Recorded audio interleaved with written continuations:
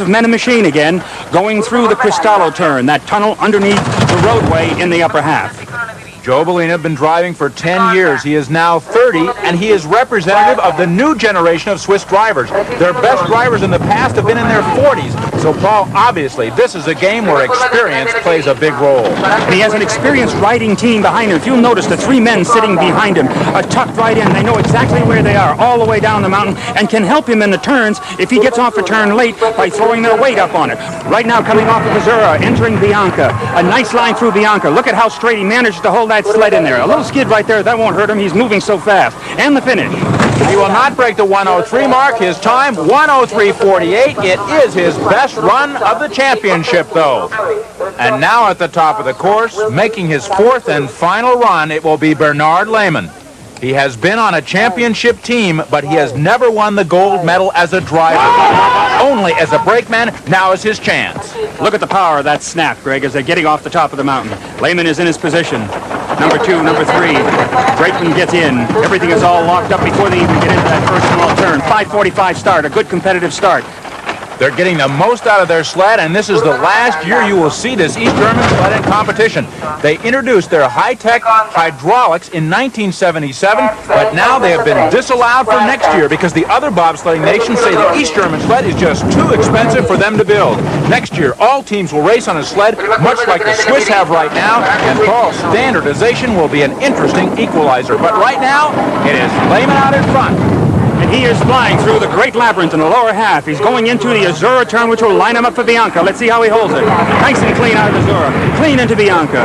And a beautiful line going to the finish turn. He is really flying, Greg. A nice line through the finish.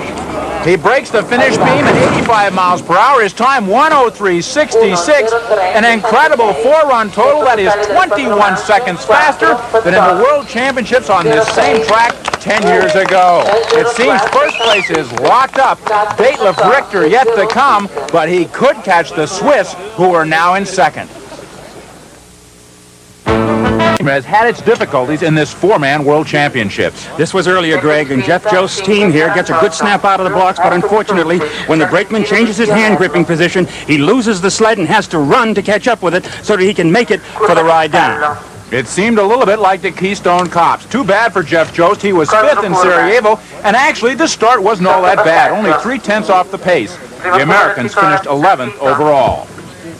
But so far, there have been no mistakes by this man's team, Detlef Richter, last year here, the World Cup competition. He was first in the two-man and in the four-man. He is a precision machine, and now he has to be quicker than 103.36 to take second place. They are off the final and fourth run. A good snap, and as you can see, the rhythm, all the legs are running together. Number two, number three man, driver is already in. The brakeman gets in, pulls down those two pushers, underway again before they even get into that corner. 5:48, a great start.